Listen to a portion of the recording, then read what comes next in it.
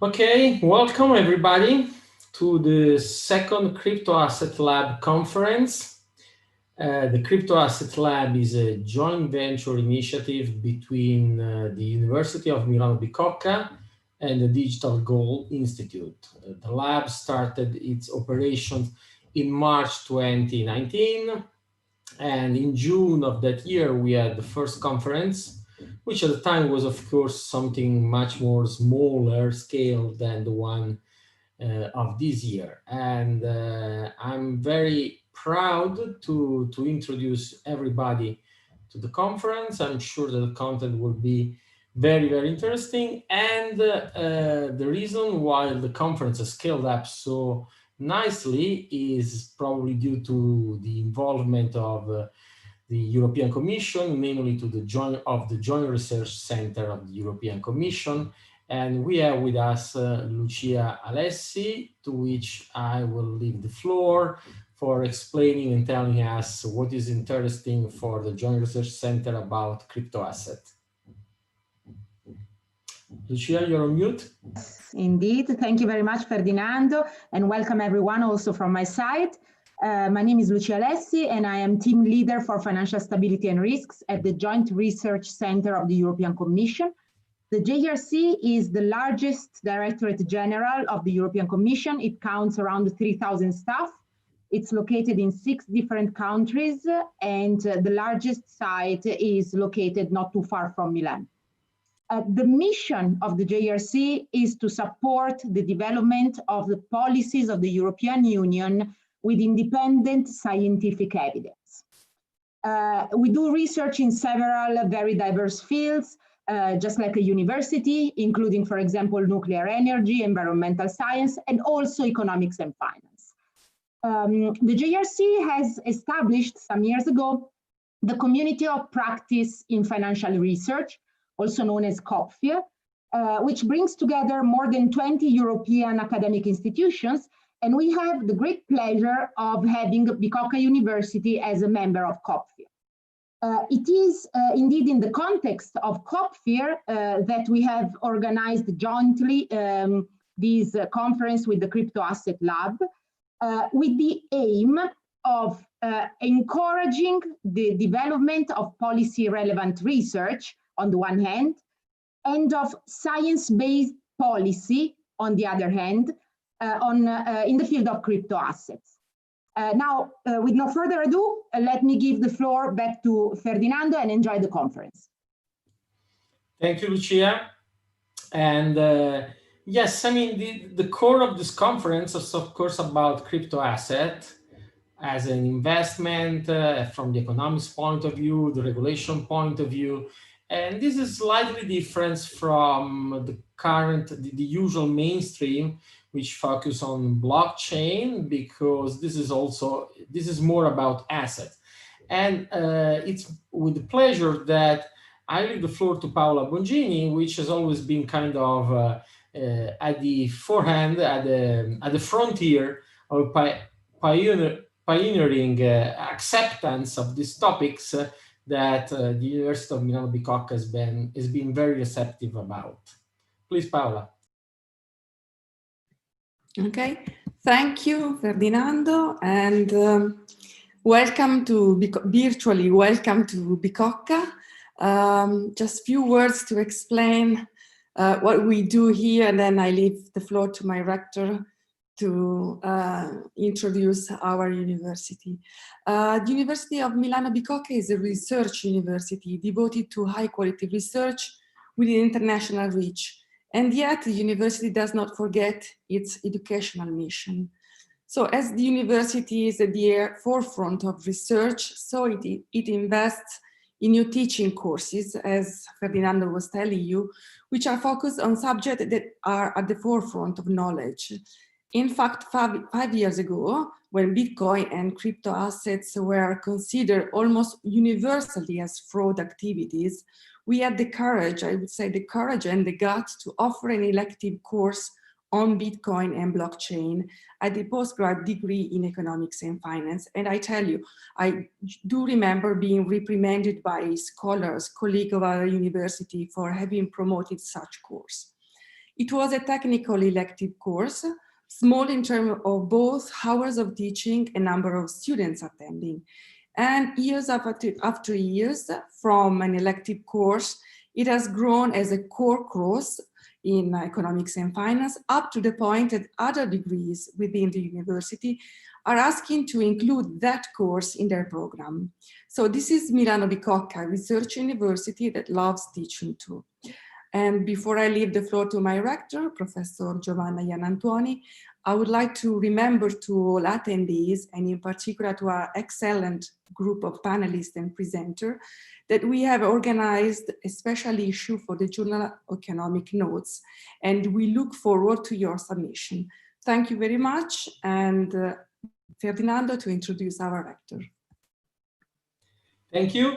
And yes, it's with a great pleasure that I leave the floor to Giovanna Iannantuoni, Director of Milano-Bicocca, the institution without which nothing of this will be possible. So, Giovanna, your turn. Thank you, everybody, and welcome, as Paola just said, even if just virtually, to Milan and to Bicocca.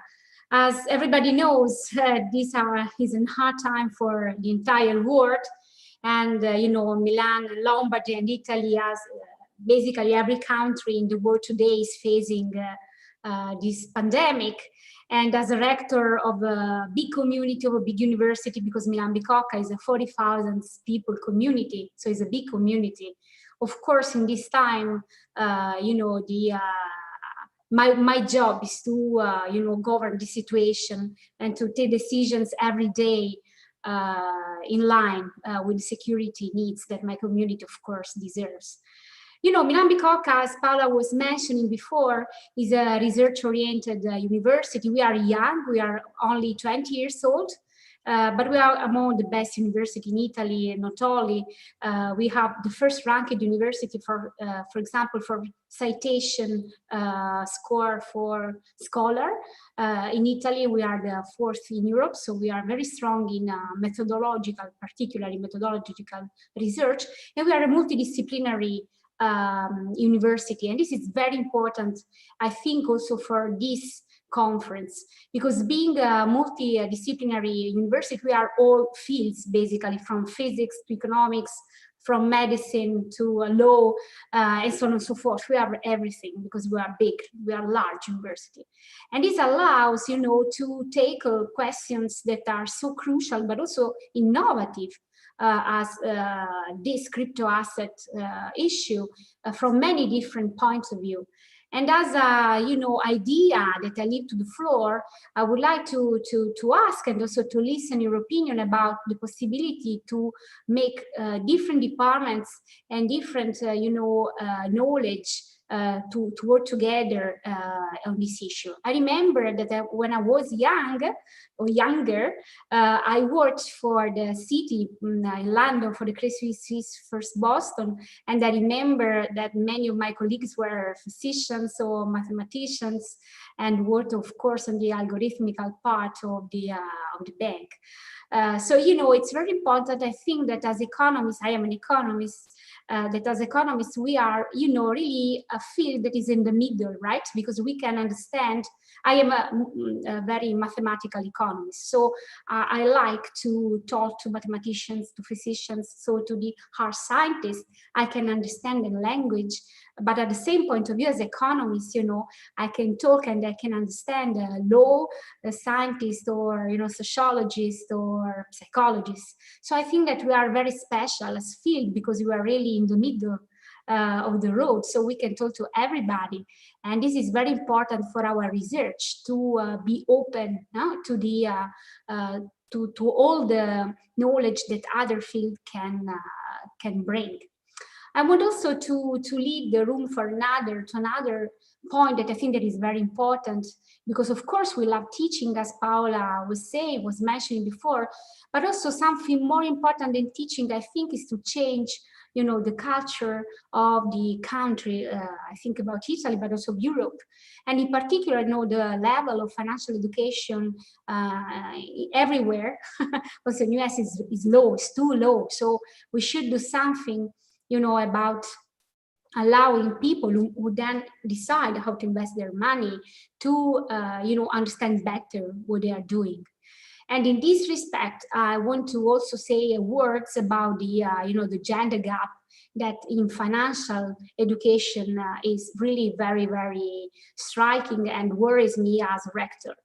As a matter of fact, you know that the European Commission, so I'm very, I'm happy that Lucia is here, so maybe she knows that, of course, the Gender Equality Index is a very powerful instrument to understand and to, comment the gender gap in Europe. And, one of the worst number is about finance in general. So the courses about finance and also after, so people working in the financial sector. So in this sector, the gender gap is huge. There are very few women, maybe because, it's considered a very competitive sector and a very, men-driven sector. But I'm a woman and I'm very competitive. So, we shouldn't be worried about competitiveness and being women.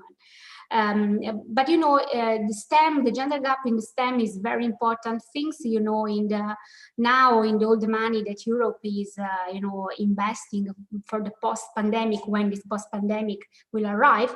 But one of the key words is to reduce the gender gap. And if you see the numbers, it's not true that the gender gap is the highest in physics or in chemistry or engineering is high, and informatics is high.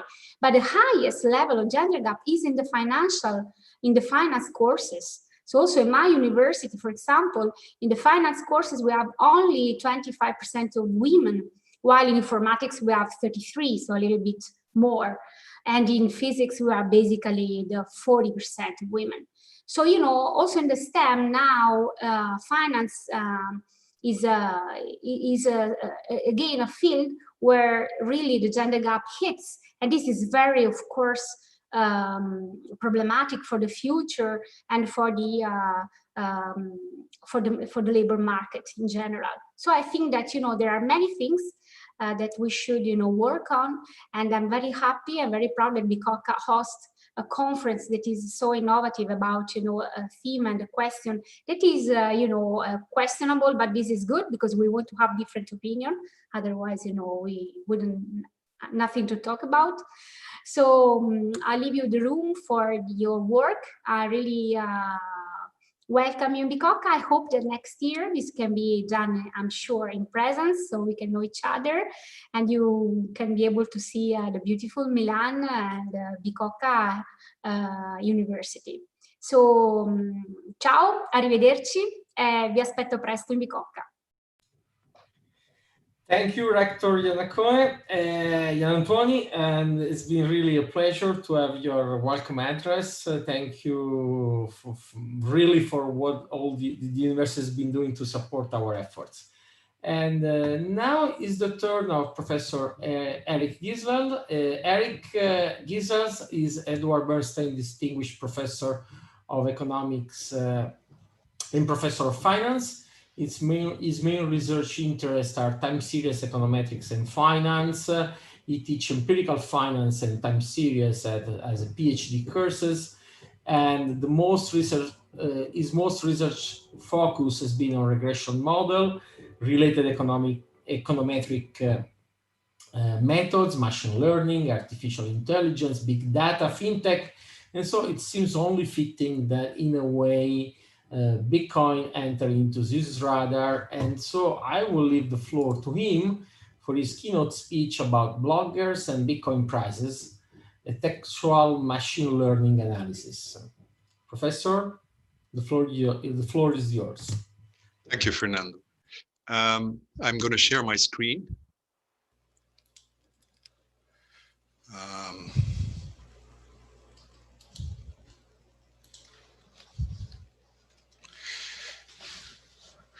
First of all, thank you for the kind invitation to speak at this second Crypto Asset Lab conference.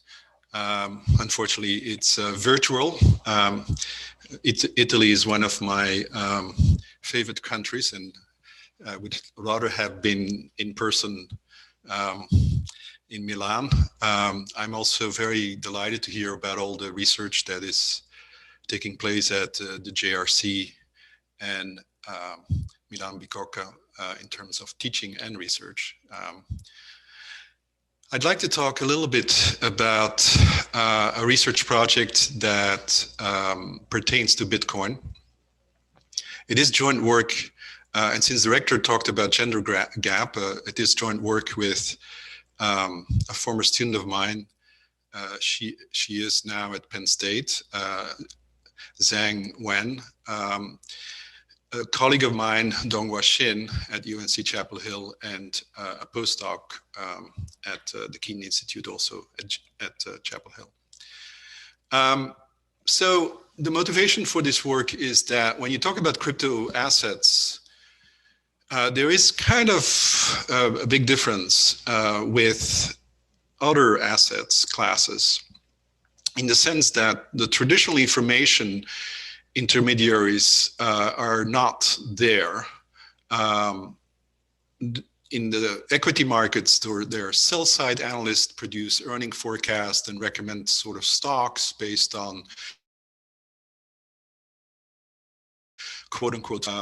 For fixed income, there is sort of policy macro predictions that are the fundamental drivers.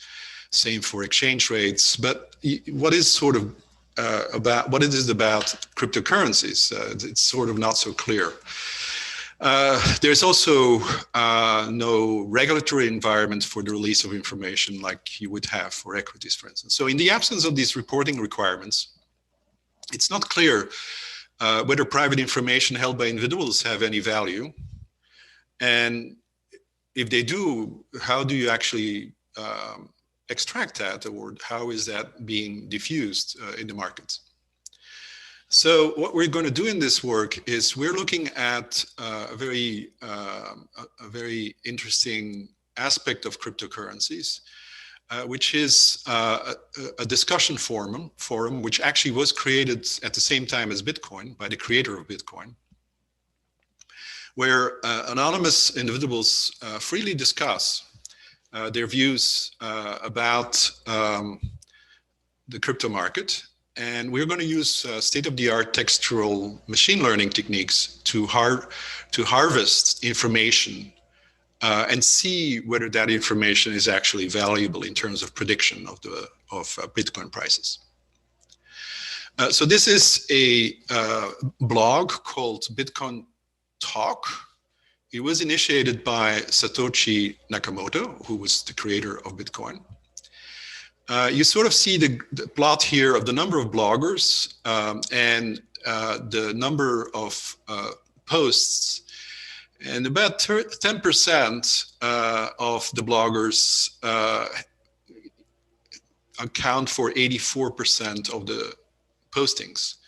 So there's a small number of bloggers, and it's the same for 20%, go up to 91%. So there's a small fraction of bloggers that are extremely active in this market, which makes our analysis interesting, because we can focus on a small set of bloggers.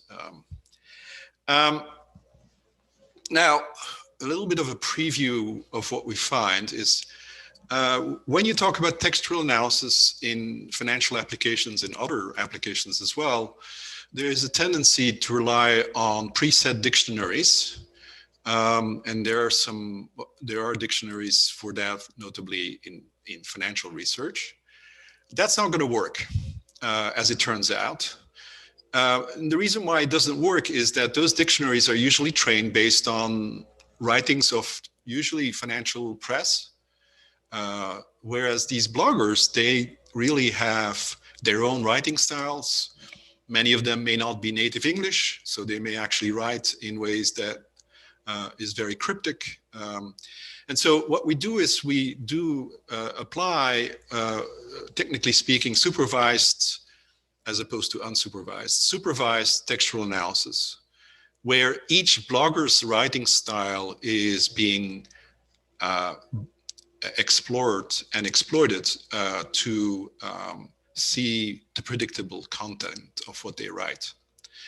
And it's indeed the case that when you actually look at something called Jacquard distances, the words that occur in one blogger and are relevant are different from the words used by another blogger. So there is heterogeneity in the writing styles, and also heterogeneity in the predictability of bloggers.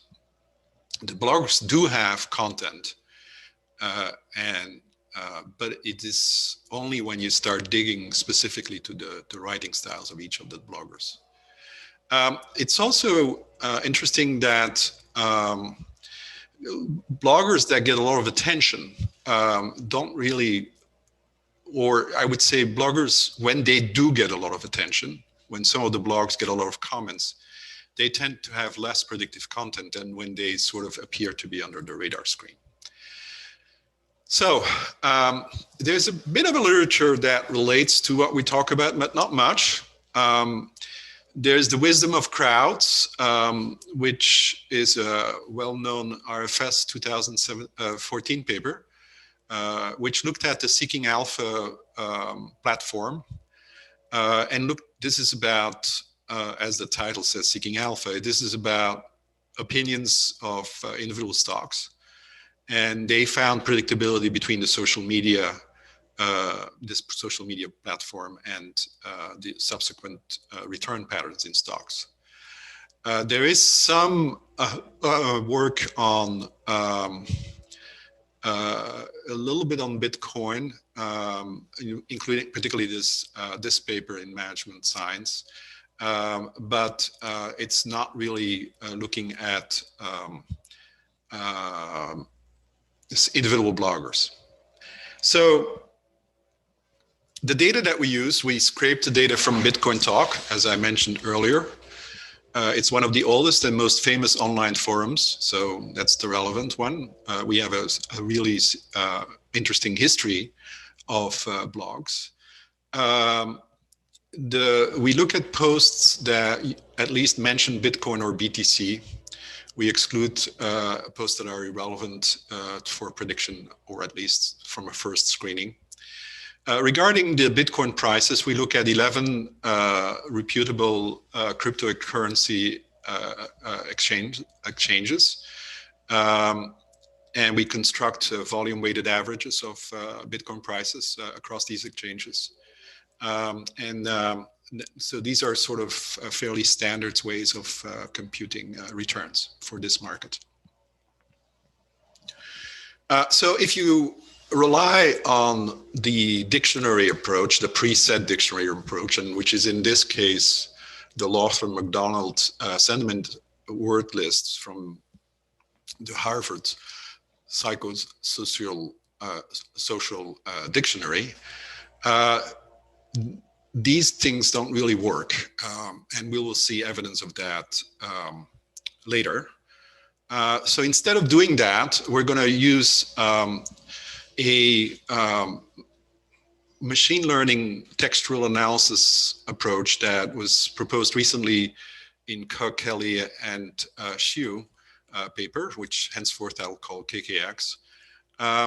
It is a fairly sort of standard topics model with two sentiment topics, positive and negative expressed word frequencies.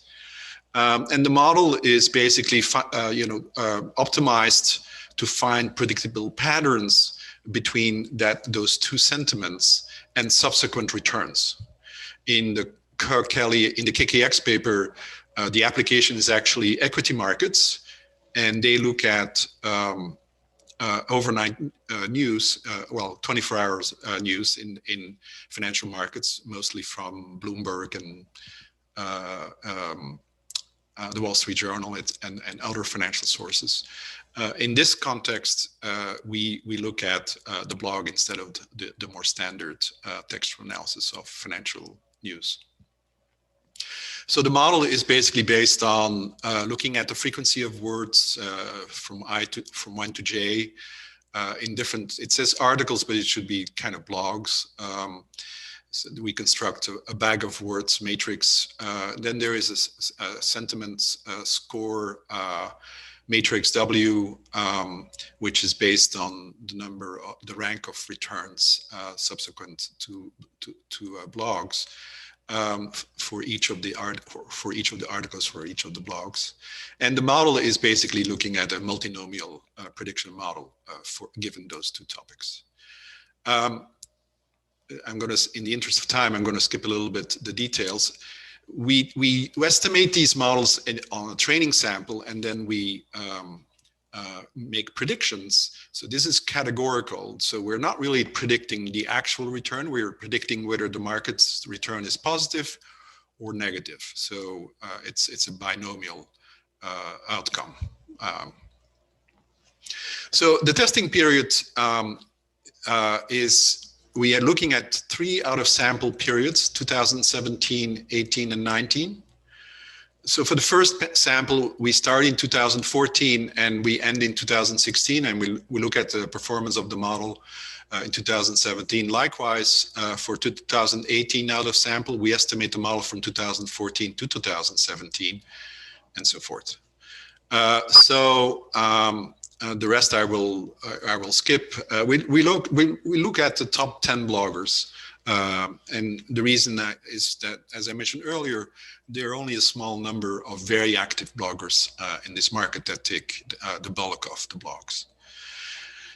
If you actually look at the aggregated blogs on a daily basis, so you just don't look at the heterogeneity of each of the bloggers, you just add all the blogs into one data set on a daily basis. That really doesn't work very well, since you're looking at ranking of predictions.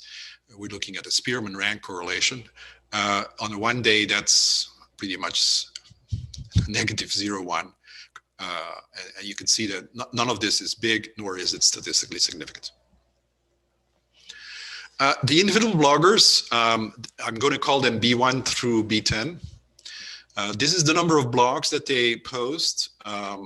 So, you know, this is these two have almost a little bit less than 1,000 and a little bit more than 1,000. The average size of these blogs is very small. These are 75 words or 57 words. These are very short blogs on average, although there is a dispersed distribution across those. So that is sort of the setting that we have. Now, each of these blogs have, each of these bloggers rather, they have their own writing style, as I mentioned earlier, and this is just an example of positive and negative words that come out through this exercise. And the positive words, you can see dollar, price, possibility, negative words, sell, etc. Now, just look at how different these writing styles are. One way to measure this is to look at something called the Jacquard index. Let A be the set of words used by one blogger and B the set of words used by another blogger that have predictable content. The intersection of that relative to the union, if there is no intersection, then this is 0. If they're perfectly aligned, then this is 1. So you can think about this as a almost like a correlation between 0 and 1. We do this separately for positive and for negative words. And when you look at the positive words, this is looks like a correlation matrix between the different bloggers. These numbers are very low. You get at most perhaps 117, I think, is the highest number that I see here. That's for the positive words. And for the negative words, it's perhaps roughly the same in terms of, but they're low. What about predictability? So now we're looking at predictability at different horizons. We don't find predictability at the short horizon. We look at 7-day, 30-day, and 90-day predictability. And as you can see from this table, these are again Spearman rank correlations. They're significant, and they're, as far as return predictability, they get much higher actually compared to the set dictionaries. So there is heterogeneity in writing and predictability among some of the bloggers. if you do a horse race between the dictionary-based predictions or the what is KKX, which is the individual bloggers fine-tuned, optimized dictionaries. This is the QPS or the quadratic probability score, which means it's like a mean squared error out of sample. So the lower, the better. You can see that each of these individual bloggers' fine-tuned predictions do better than each of the dictionaries at 1 day, 7 day, 90 days, and 30 days. And this is a Diebold-Mariano type test for these differences, and they are typically significantly bigger. Blogs that get a lot of attention, and these are the ones that are get a lot of attention, because we also have the network connections between these bloggers, and we know the comments that appear. We haven't exploited them yet. I'll talk about it at the end of my talk. There is predictability in those that don't get a lot of attention. There is not much predictability in those that get a lot of attention, which is a little bit interesting to think about. We are still exploring that. The last part is we're doing forecast combinations of probability forecasts, actually.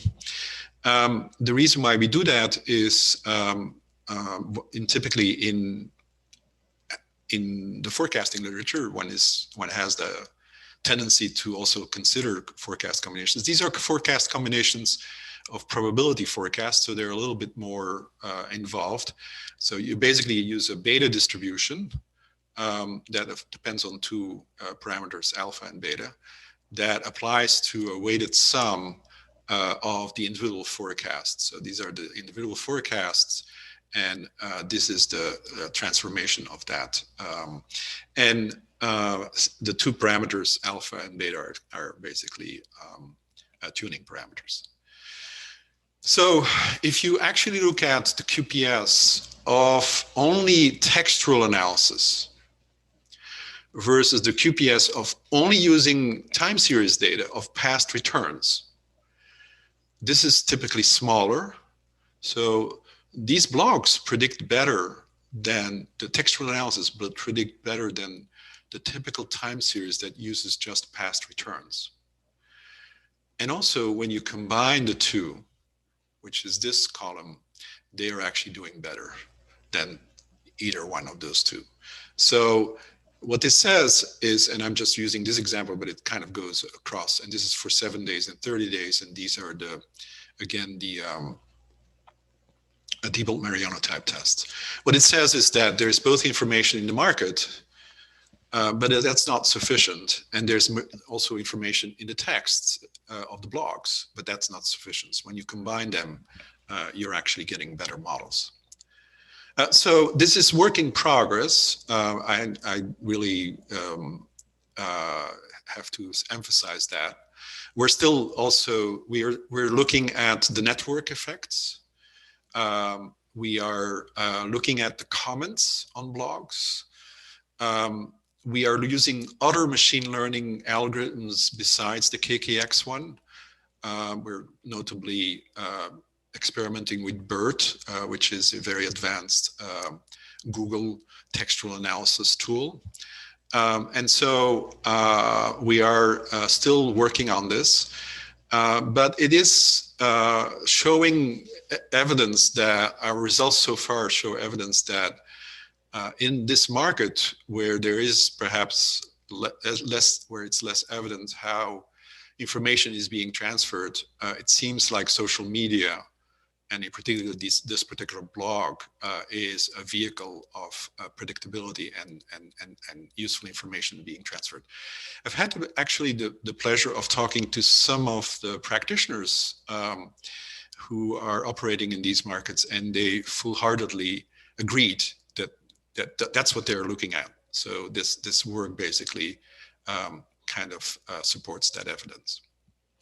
I am done. I hope that I did staying on time. I didn't check the time. So if there is some time left, I'm happy to answer questions. And I'm sorry if I ran over time. No, you were perfectly on time. Thank you, Professor Ghysels. I've been very fascinated by your exposition. And oh, by the way, the attendees that want to ask a question, they should raise their hand using the Zoom facilities for doing that, and we will allow them to speak. But I will kind of abuse my role and start with the first questions. I'm pretty sure similar machine learning text analysis techniques have been applied elsewhere to other domains in the financial sector. Is there Yeah. anything peculiar that you have noticed in Bitcoin that or crypto asset that makes different from the traditional financial sector, or is it basically equivalent to what we have been observing elsewhere? That's a very good question. It was not on my conclusion part, but one of the things that we're currently investigating is, so if you look at the Seeking Alpha paper, for instance, or some of the other, there are quite a lot of papers that were written on textual analysis in equity markets, in particular. The question that one really wants to answer is there more predictability from these social media in this particular market, where there is actually arguably far less information about fundamentals and institutionalized releases of information? Is there more predictability in the crypto market than there is in what you would call standard asset markets? And the answer to that question, we don't know. We don't know yet. It's part of the plan of what we would like to investigate. It is an important question, but I don't know the answer yet. We're looking into it. Okay, thank you. I see that Professor Paolo Giudici has asked for a question. Please go ahead, Paolo. Yes, good afternoon to all. I mean, you just see my pictures. I'm a bit older than it shows, but apart from that, I would like to thank you very much for the talk. It was very, very interesting and fascinating. I work myself in my group in the area of text analytics, and often I find that it is very powerful, but it also suffers from little lack in explainability, if you wish, no? Especially when you present predictions to regulators and institutions that are supposed to validate the models. The issue of interpretability and explainability of the results in the classical something that can be done with the classical mathematical models, but not so much in text analytics, bites a little, at least in Europe. So I was wondering about your answer to this. Yeah, so you're bringing up a bigger topic, actually, that is not only specific to textual analysis. Most of the successful machine learning models are notably deep learning models. And regulators are very nervous about the lack of causal interpretations that are embedded in these models. And many regulators would like to see something that you see, for instance, in a linear regression model, that you have a response, a coefficient that measures a response from an input to an output. That is not the case for a lot of the machine learning black box successful models. And it's not only about deep learning, but probably deep learning is the one that is the most opaque among the, you could still do regularized linear regression models with Lasso, for instance, and that maintains the interpretability of the model. So this is true in general, and a lot of regulators will not accept the sort of black box models because they cannot be quote unquote explained. It's a separate, there's sort of it's a very active research field in machine learning on coming up with the word you used, interpretable machine learning models that have cause and effect interpretations. and specifically in this also textual analysis, perhaps textual analysis is a little bit less prone to it. At least the KKX model is relatively simple. It's a very bare bone model in terms of bag of words combined with a supervised outcome.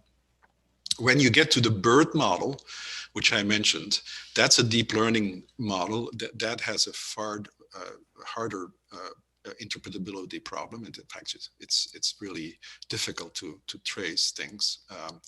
So your argument is right. It is one that is haunting a lot of regulators, and it is not only limited to textual analysis. Thank you. Thank you very much.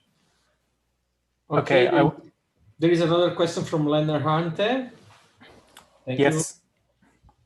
Hello. I also think that's a great topic to research, and I'm not an expert in that type of research, but I was just wondering, on Bitcoin Talk, there's a lot of diverse discussions about techniques, about prices, about all types of stuff. So an interesting thing you could look at would be, there's a subforum called Alternative Coins, where there are announcement channels where specific altcoins are announced, and these only deal with these specific altcoins, and people are mostly discussing prices there.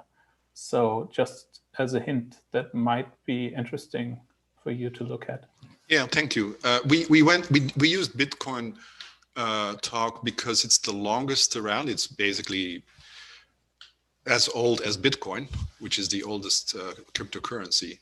And so we started from that particular blog. But you're absolutely right that we should and we can expand this analysis to other blogs. And indeed, as I mentioned on the slides, there was some pre-filtering of the blogs due to the fact that not all the blogs are relevant to what we really want to achieve. So there is, we weeded out a lot of chatter, if you want. And so if you're having a more focused blog, that should help the estimation of the supervised textual analysis models. Thank you. It's a good suggestion. Thank you. Next is Christophe. Sorry, I don't see your last name, but please go ahead. Christophe, you're on mute. Okay, Christophe, you're on mute. He was just trying out, he says, in the chat. So he doesn't have a question. Okay, okay. Reading the chat. So the next one. I'm doing textual analysis of the chat. Okay, next one is HK Pradhan. Please go ahead. I think that's an excellent paper, and considering that this is a very growing area. And so one of the things that we looked at in one of our work is the good news and bad news, and the bad news are quite asymmetric. And particularly if the securities are more regulated, like stocks or like bonds, then bad news actually don't react so fast. Because there may be reactions from the regulator. So therefore, in cryptocurrencies, which is more unregulated, I think one expects the bad news to have sharper reactions than good news. I mean, would you throw some light on this if you have felt? Thank you. Sure. We haven't done it well, so first of all, it is a topic model, and it has positive and negative sentiments. So good and bad news are already weeded out from the text. That's actually what this model does. It tries to find words that reflect positive sentiment versus negative sentiment. Now that being said, so the model really only predicts positive or negative returns subsequent to whatever is written. But what we haven't done is whether the return predictability is asymmetric. And that would kind of probably be an improvement of this model, and I think that's an interesting suggestion. You would have to add some parameters to have the asymmetry baked into the model, which we don't have right now. So I don't know the answer to it. It would require to expand the model a little bit. It's a little bit bare bone right now. It has only 2 tuning parameters, but you could augment it with some asymmetry. The KKX model doesn't have that feature, but it's something to look at. We know that volatility is very asymmetric, and so that's a fact. Bad news induces more volatility than good news. So it's something that we can explore. I don't know whether this has been done for equities. So if you have any reference, if you have any reference, I would love to have a reference for that. I mean, I know a lot about asymmetries in equity markets, but not relating to textual analysis. That's what I meant. Thank you, Professor Ghysels. As always, with very interesting research topics. The further research ahead is always promising, and looks like you have a lot of things to go further with. And I look forward to your research. Thank you very much for being. Thank you. It was my pleasure. Thank you. Thank you very much for being our keynote speaker. And now we have 4 parallel streams that will start in 15 minutes. I also posted in the chat the link to the different streams, and all attendees should have received links even before. I'm sorry that the streams are going to be parallel, so you are going to miss something, but hopefully you can catch up later on the YouTube streams, which will be available even for watch later attitude. And to close up this opening session, I also have to thank our sponsors, CheckSig, the Bitcoin custody solution, and Rock Trading, which is a Bitcoin exchange, and last but not least, Deloitte Italy for their support. So meet all of you in 15 minutes on those 4 different channels for crypto economics, or legal and regulatory, or quantitative model, or investments. And a good day to everybody, a good conference to everybody. Bye.